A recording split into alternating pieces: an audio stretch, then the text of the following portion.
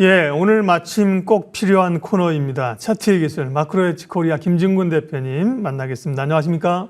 네, 안녕하세요. 네, 평상시에도 뭐 도움을 많이 받지만 이제 워낙 늘렸다가 반등이 나오기 때문에 어디까지 반등을 좀 봐야 될지 고민인데요. 네, 코스피부터 좀 봐주십시오.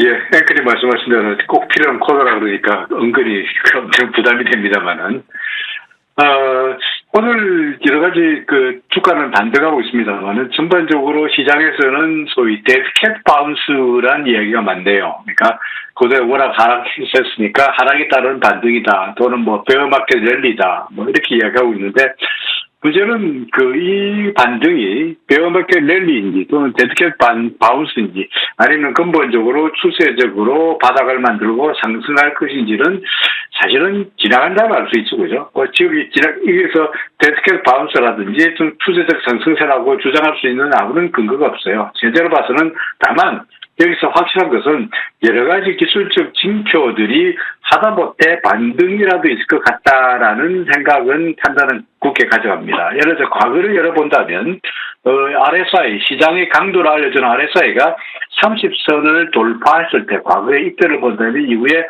최소한 그래도 기준선까지는 반등을 했었고요. 그리고 최근의 경우에도 여기서 RSI가 30선을 돌파했을 때 마찬가지로 꽤 많은 반등을 했던 그런 기억이 있습니다. 그래서 이번의 경우에도 마찬가지로 RSI가 오늘자로 다시 이제 30선을 돌파했다 보니까 과거 예를 본다면 일단은 반등은 어느 정도 이어지지 않겠냐. 이게 과연 어디까지 갈 것이냐가 관건이긴 합니다만은 일단은 과거 예로 보아서 일목균형표로상으로 봐서 하다못해 기준선 근처, 현재 기준선이 대략적으로 한 2,560 정도에 걸쳐 있습니다. 그러니까 2,560 정도까지는 일단은 지수가 반등할 수 있지 않겠나 싶습니다. 그 이후에 시장은 기준선을 돌파하느냐, 그리고 전저점에 있던 2,546을 돌파하느냐 등등을 보고 다시 한번 복합적으로 판단해야 되지 않겠나 싶습니다만, 실제로 봐서는 아직까지는 약간 반등하고 떨어지기보다는 좀 더 반등세가 이어질 것이다라고 보는 것이 타당하다고 판단되네요. 코스닥도 마찬가지입니다. 코스닥의 경우에도 RSI가 과거에 30선을 돌파했을 때 상당히 많은 반등이 나타났고요. 여기 이때도 마찬가지였고요. 그래서 이번의 경우에도 마찬가지로 RSI가 이제 30선을 돌파하다 보니까 조금은 반등은 이어질 것 같고요. 이제 기준선을 바라 얼마 넘지 않았습니까? 일단은 1차 목표는 840선 이상, 또는 2차 목표로는 구름이 걸쳐 있는 한 870선 정도까지도 반등을 기대해 볼 수 있지 않겠나 싶습니다. 그러니까 요는 그 다음의 움직임은 그때 가서 다시 판단하기로 하고요. 현재로 봐서는 반등은 이어질 것이다라고 말씀드리고 싶네요. 네, 일단은 좀 반등을 기대해 볼 수 있는 여기서 추가적인 하락보다는 이제 반등의 영역은 조금 상황을 보지만 반등이 올 수 있다고 말씀하셨고요. 어제 하이브 충격이 있어가지고요. 하이브 주주들은 정말 멘붕 상태로 주가가 급락을 했었습니다.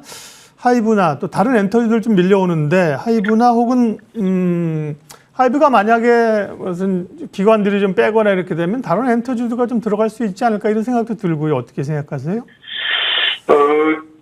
사실은 하이브는 상당히 주식시장에 상장될 때부터 그 당시에 하이브의 하이브, BTS 멤버들의 병역 문제가 해결되지 않았기 때문에 언젠가는 병역 문제가 불거지게 된다면 하이브에 대해서 위기가 오지 않겠냐 하는 그런 관측들이 예전부터 있었죠.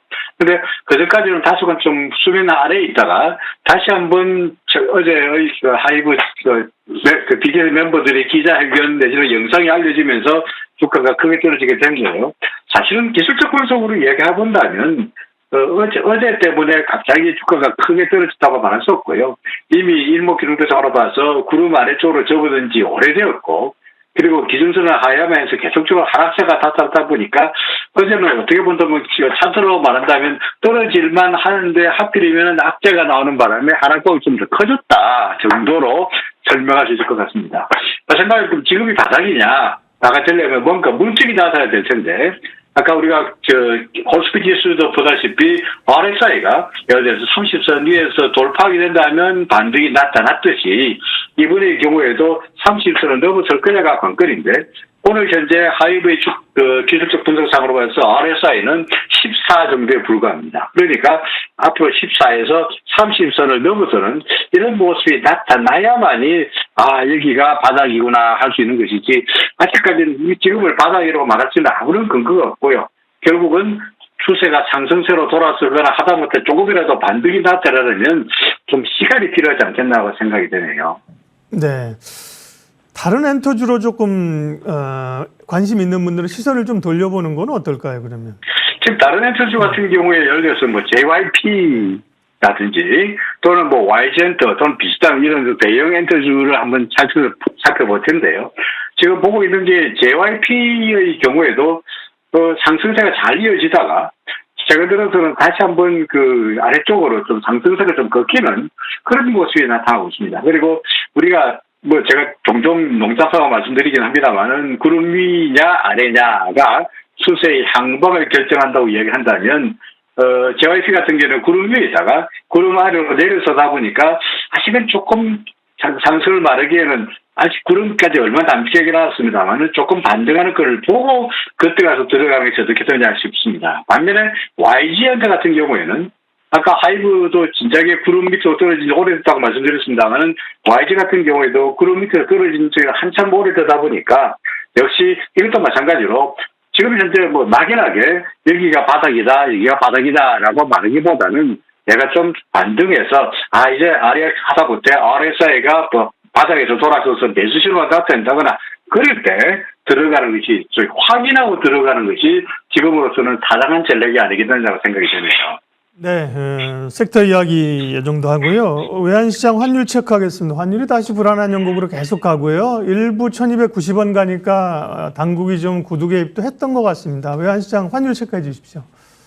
네, 뭐 당국 입장에서야 환율이 1,300원 이상 가게 된다면 여러모로 부담이 되죠. 가뜩이나 인플레 때문에 부담스러운데 수입 물가 부담 때문이라도 환율을 되도록이면은 억제하려고 노력하는 것은 분명한 사실 같습니다. 다만 전반적으로 해외 시장에서 달러 인덱스가 계속 20년 만에 최고치인 105를 넘어서는 이런 모습이다 보니까 달러에 대한 원화 환율이라 하여서 떨어질 가능성도 낮고요. 더구나 일본의 달러 엔 같은 경우에도 20년 이래 최대치인 135를 넘어서는 이런 모습이다 보니까 전반적으로 시장의 분위기는 계속적으로 달러가 상승하는 쪽으로, 원화가 약세 쪽으로 쏠릴 수밖에 없지 않나 생각이 됩니다. 다만 달러 엔 같은 경우에도 135까지 갔다가 약간의 조정 기미가 나타나고 있고요.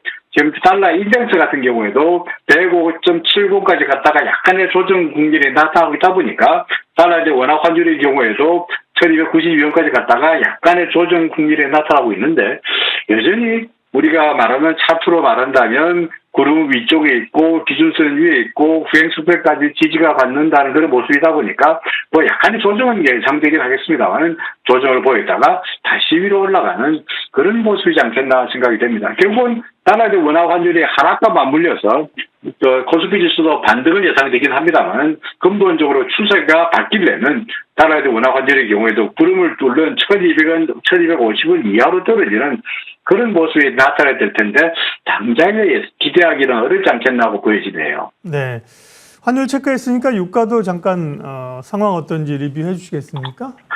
유가는 달러의 원화 환율의 움직임이나 예를 들어서 이거 위에다가 지우고 제목을 지우고 이거 무슨 차트냐라고 말하면 이게 달러의 원화 환율 차트인지 또는 WTI 차트인지 헷갈릴 정도로 두 차트가 비슷한 모습을 나타냈습니다. 근본적으로 뭡니까? 상승세라는 데는 변함이 없고요.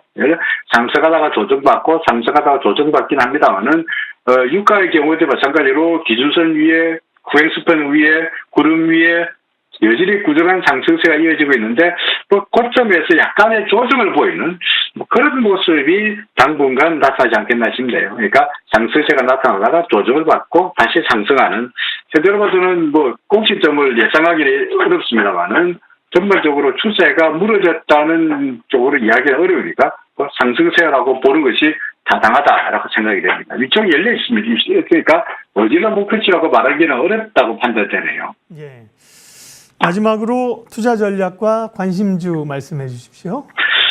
예, 참 교수마트 시장에서 종목을 참 선택하기가 참 어려운 그런 모습이죠. 그러니까 시가총액 자유정부를 잡으려니 근본적으로 신지수는 좀 흔들리고 있고요. 그래서 나름대로 개별적인 재료가 있는 정보를 찾는 것이 좋으리라고 보여지는데 우리가 보다시피 유가가 계속 상승세이다 보니까 석유를 대체할 수 있는 뭔가 대체 에너지, 뭐 풍력이라든지 태양광이라든지 전기차라든지 등등의 대체 에너지 쪽으로의 관심이 많아지고 있는 것 같아요. 하나솔루션 같은 경우에 뭐 2차 전지 쪽에서도 상당히 대장주라고 말할 수 있을 정도로 상승세가 최근에 뚜렷하게 나타나고 있는데, 우리가 말하는 차트로 볼 때, 하락세에서 저항선을 뚫고 그 뒤에 이제 상승세가 나타나고 있고요. 진짜 기준선에서 가지도 못하고 저항선 근처에서 계속적으로 지지를 받고 있는 것을 본다면 꾸준한 상승세가 이어지려고 보여집니다. 그래서 조정을 보일 때마다 조금씩 분할 매수한다면 목표치 한 4만 5천 원 정도까지 이 정도까지 보더라도 4만 5천 원 정도까지 충분히 가능할 것 같습니다. 다만 우리의 생각이 틀릴 수 있으니까 예를 들어서 기준선 밑으로 내려갈 경우에는 손절한다고 할지라도 기준선이 35,600원이니까 기준선 밑으로 내려가면 손절하다 할지라도 위쪽으로 목표를 높게 보아도 될 만한 상당히 우량한 차트다라고 보여져서 여러분들에게 소개하고자 합니다. 네, 기술적 시장 분석 마크로헤지 코리아 김중근 대표님과 함께했습니다. 고맙습니다. 네, 고맙습니다.